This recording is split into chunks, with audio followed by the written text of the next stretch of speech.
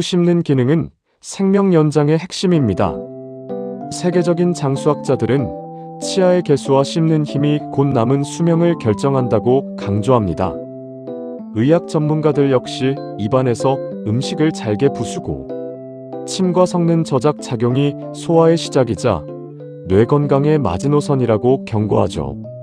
하지만 우리는 입맛이 없다는 이유로 혹은 편하다는 이유로 물이나 국에 밥을 말아 이 소중한 과정을 생략해버리곤 합니다. 안 먹는 것보다 낫겠지라는 안일한 생각이 어떻게 우리 몸을 서서히 무너뜨리는지 그 위험한 진실을 파헤쳐봅니다. 제1장 소화의 첫 단추, 침과 저작을 건너뛰는 위험. 우리 몸의 소화는 위장이 아니라 입안에서 시작됩니다. 침 속에는 탄수화물을 분해하는 강력한 효소인 아밀라아제가 들어있는데 밥을 물에 말아 훌훌 넘기면 이 효소가 작용할 시간이 전혀 없습니다. 밥알이 침과 충분히 섞이지 못한 채 위장으로 직행하면 위장은 이를 소화하기 위해 평소보다 훨씬 많은 위산을 뿜어내야 합니다. 하지만 시니어가 되면 위점막이 얇아지고 위산 분비 조절 기능이 약해지기 때문에 위장은 금세 과부하 상태에 빠지게 됩니다. 이는 단순히 속이 쓰린 문제를 넘어 위벽을 갉아먹고 위염이나 위궤양 같은 만성 질환으로 이어지는 치명적인 결과로 이어집니다. 더욱 심각한 것은 물이 위산의 농도를 희석시킨다는 점입니다. 강한 산성 상태를 유지해야 할 위액이 물과 섞여 묽어지면 음식물 속의 세균을 살균하는 능력이 떨어지고 단백질 분해 효율도 급격히 낮아집니다. 희석된 위액 속에서 제대로 분해되지 못한 음식물은 위장에 오랫동안 머물며 부패가스를 만들어냅니다. 이것이 속쓰림과 복부 팽만감을 유발하고 심한 경우 위산이 역류하여 식도 점막을 손상시키는 역류성 식도염의 고질적인 원인이 됩니다. 젊었을 때는 강한 소화력이 이를 보완해주지만 나이가 들면 소화효소 자체가 부족해지기 때문에 이런 식사법은 만성적인 영양 손실을 초래하는 역설적인 상황을 만듭니다. 결국 편하게 먹으려던 선택이 우리 몸의 가장 중요한 화학 공장인 위장을 지치게 하고 기능을 마비시키는 가장 빠른 길임을 명심해야 합니다. 제2장 소리 없는 암살자, 혈당 스파이크와 영양 부족. 밥만 먹는데 왜 당뇨가 안 잡힐까 고민하신다면 식사 방식을 반드시 점검해야 합니다. 씹지 않고 삼키는 탄수화물은 위장을 순식간에 지나 소장에서 너무 빠르게 흡수됩니다. 이로 인해 혈당이 급격히 치솟는 혈당 스파이크 현상이 발생하는데 이는 혈관벽에 미세한 상처를 입히고 염증을 유발하는 주범입니다. 특히 시니어는 인슐린 분비 능력이 젊은 시절보다 떨어져 있어 이렇게 급증한 혈당을 처리하는데 훨씬 더 많은 시간이 걸리고 혈관은 그동안 설탕물에 절여지듯 손상됩니다. 췌장은 지칠 대로 지쳐 결국 인슐린 저항성이 생기며 이는 고혈압이나 심혈관 질환의 직접적인 원인이 됩니다. 또한 물이나 국물에 밥을 마는 식사는 반찬 섭취를 극도로 단조롭게 만듭니다. 국물에 밥을 말면 목 넘김이 너무 좋아져서 단백질이나 식이섬유가 풍부한 반찬을 씹을 기회를 스스로 포기하게 됩니다. 배는 부르지만 몸속 세포는 정작 필요한 영양소를 공급받지 못하는 숨겨진 기아 상태가 되는 것이죠. 특히 근육을 만드는 동물성 단백질 공급이 끊기면 근육이 눈에 띄게 줄어드는 근감소증이 찾아오는데 근육이 없으면 혈당을 소모할 곳이 사라져 당뇨는 더욱 악화되는 악순환에 빠집니다. 근육이 사라진 몸은 낙상이나 골절 같은 사고에 무방비로 노출되며 한번 무너진 기력은 좀처럼 회복하기 어렵습니다.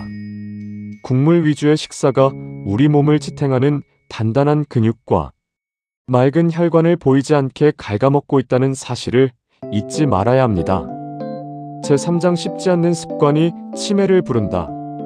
턱 근육을 강하게 움직여 음식을 씹는 행위는 뇌를 깨우는 가장 강력한 운동이자 생존 신호입니다. 턱관절이 움직일 때마다 3차 신경을 통해 뇌의 망상체 활성계가 자극받으며 뇌세포에 풍부한 산소와 영양분을 공급하기 때문입니다. 일본의 한 대학 연구에 따르면 치아가 없거나 씹는 힘이 약해져 부드러운 음식만 찾는 노인은 잘 씹는 노인에 비해 치매 발생 위험이 최대 200까지 높다는 충격적인 결과가 있습니다. 이는 저작 활동이 단순히 음식을 넘기기 위한 수단이 아니라 뇌의 인지 기능을 유지하고 신경을 재생하는 데 얼마나 결정적인 역할을 하는지 보여주는 강력한 증거입니다. 구체적으로 저작 행위는 기억과 학습을 담당하는 뇌 영역인 해마와 직접 연결되어 있습니다. 음식을 꼭꼭 씹을 때 발생하는 물리적인 자극이 신경계를 타고 전두엽과 해마로 전달되어 뇌의 활성도를 높이는 것이죠. 반면 물에 만밥을 삼키는 습관은 뇌로 가는 혈류를 정체시켜 뇌세포의 노화와 위축을 가속화합니다. 뇌는 쓰지 않으면 퇴화하는 특성이 있기에 저작 자극이 사라지면 뇌는 스스로 기능을 잠재우고 휴면 상태에 들어가며 이는 곧 인지 기능 저하와 직결됩니다. 씹지 않는 것은 뇌를 가두는 감옥과 같습니다. 오늘부터 씹는 행위 자체를 매일 정해진 시간에 복용하는 가장 귀한 천연 뇌건강 보조제라고 생각하고 식사 시간에 온 정성을 다해야 합니다. 한 번 삼킬 밥을 30번 더 씹는 것만으로도 여러분의 뇌는 훨씬 더 명석하고 젊은 상태를 유지할 수 있습니다. 제사장 입맛 살리고 건강 지키는 3단계 개선법. 나쁜 습관을 하루아침에 바꾸기는 어렵지만 건강한 100세를 위해 반드시 다음의 3단계를 실천해보세요. 첫째, 따로 국밥 원칙을 철저히 지키십시오. 국물은 소금기가 많아 혈압과 신장에도 큰 부담을 주니 건더기 위주로 먼저 드시고 국물은 맛만 보는 정도로 제한해야 합니다. 숟가락 대신 젓가락만 사용하는 젓가락 식사법을 도입하면 자연스럽게 국물을 멀리하게 되고 음식을 더 많이 씹게 되어 소화 효율이 비약적으로 상승합니다. 젓가락질은 손가락 끝에 미세한 근육을 사용하기 때문에 뇌의 운동 영역을 끊임없이 자극하여 치매 예방에도 도움을 주는 일석이조의 방법입니다. 둘째, 의식적인 30번 씹기 훈련입니다. 입안에서 음식이 죽처럼 부드러운 액체가 되어 목구멍으로 스르르 넘어갈 때까지 충분히 씹는 연습을 해보세요. 숫자를 세며 씹으면 잡생각이 사라지고 온전히 식사에만 집중하게 되어 뇌 자극 효과가 더 커집니다. 만약 입맛이 너무 없다면 식사 전 레몬 한 조각을 넣은 물을 마시거나 고들빼기처럼 쓴맛이 나는 채소를 먼저 먹어 침샘을 미리 자극하는 것도 지혜로운 방법입니다. 셋째, 식탁 위에 씹는 즐거움을 줄 수 있는 반찬을 반드시 올리세요.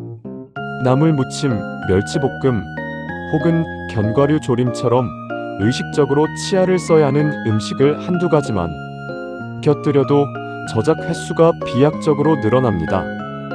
특히 단단한 식감이 있는 뿌리 채소나 말린 생선 등을 활용하면 저작 운동의 강도를 높일 수 있습니다. 부드러운 것만 찾는 습관을 버리고 조금은 거칠고 단단해도 씹는 맛이 느껴지는 식단이 여러분의 위장과 뇌를 다시 젊고 활기차게 만들 것입니다. 씹는 힘이 곧 사는 힘입니다. 나이가 드니 기운이 없다고들 하십니다.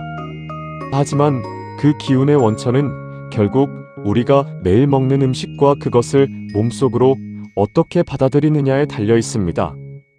대충 넘기는 한 끼는 우리 몸에 독이 되고 무거운 짐이 되지만 꼭꼭 씹어먹는 정성스러운 한 끼는 내일을 살아가는 강력한 에너지가 됩니다. 오늘부터는 밥을 물에 말아 삼키지 마시고 한 수저의 밥알이 주는 고소함과 반찬 각각의 풍미를 충분히 느끼며 천천히 식사해보세요. 천천히 씹는 그 여유로운 시간 동안 여러분의 위장은 편안해지고 혈액은 맑아지며 뇌는 더욱 총명해질 것입니다. 잘 씹는 습관 하나가 수천만 원짜리 보약이나 영양제보다 여러분의 노후를 더 활기차고 품위 있게 지켜줄 것입니다. 이 작은 변화가 여러분의 건강한 100세를 만드는 가장 든든한 초석이 되기를 진심으로 응원합니다. 씹는 즐거움을 되찾는 순간 여러분의 인생 후반전도 더욱 건강하고 아름답게 다시 시작될 것입니다. 도움이 되셨다면 구독과 좋아요 부탁드립니다.